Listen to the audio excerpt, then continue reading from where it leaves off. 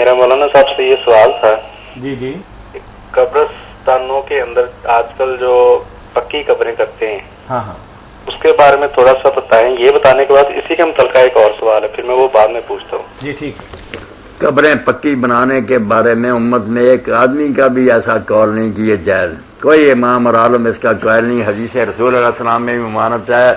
بعض والوں نے اپنی طرف سے یہ بات کر لی کہ نیک لوگوں کی قبروں پر بنا دینے چاہیے کبے تاکہ لوگوں کو پتہ چلے یہاں ولی دفن ہے، لوگ اس سے فیض لیں.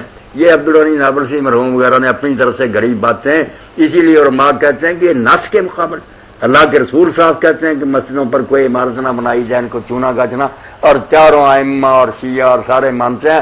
اب لوگوں نے قبریں بنا لی ہیں اور وہاں گنبد بنا رہے ہیں تو یہ ان کا اپنا فعل ہے، دین اس کا حامی نہیں، دین کے یہ بالکل خلاف. اچھا، دو سوال اسی کے متعلقہ اور ہیں کہ ایک محرم الحرام کے موقع پر ہمارے یہ بن چکا ہے ایک رواج کہ قبروں پہ لیپ ہوتی ہے یا قبروں پہ مٹی ڈالتے ہیں، وہ بھی صحیح ہے. اور دوسرا جو قبرستان کی بیک سائڈ پہ یعنی کہ جس طرف میت کا سر ہوتا ہے اس طرف اینٹوں وغیرہ کی جو ایک بنا دیتے ہیں، سیل لگا دیتے ہیں اور یعنی کہ نشانی رکھ دیتے ہیں، نام وغیرہ لکھ کے وفات وغیرہ یہ وہ.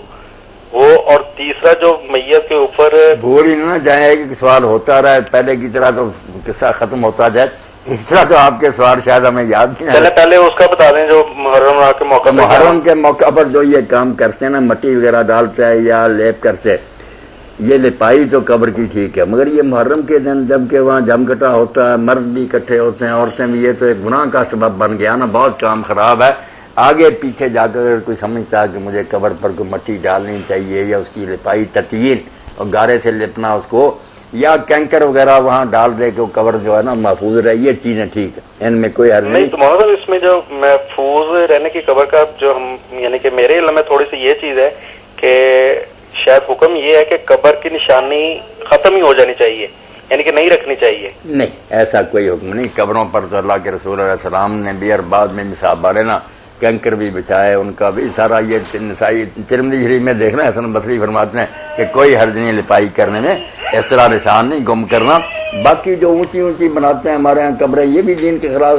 بس ایک بالشت اونچا رکھنے کا ہے، اتنا زیادہ یہ 4 انگل رکھو، نشان ظاہر ہو، کچھ نہیں. جو سرانے آپ نے کہا کہ پتھر، یہ بھی رسول کریم علیہ السلام نے عثمان ابن مظعون فوت ہوئے رضی اللہ تعالیٰ عنہ، ان کے سرانے تو پتھر رکھے کہ نشانی رہے. یہ بہت اچھا آدمی، ہم میں سے پہلے مہاجرین میں سے قبرستان میں گیا تو گم نہیں کرنا.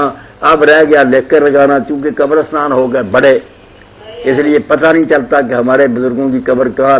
تو پھر ابن حزم رحمۃ اللہ علیہ کی بات غلط نہیں کہ آیتیں وغیرہ نہ لمبی چوڑی لکھو، صرف اس کا نام لکھ کر اس کے اوپر لگا دو. جو حدیث میں آتا ہے کہ این یکتب لکھنے سے منع کیا، یہ روایت بھی صحیح نہیں. ابن جراج مدلس ہے، اس کے علاوہ کسی نے نہیں بیان کیا، پختہ نہیں بنا.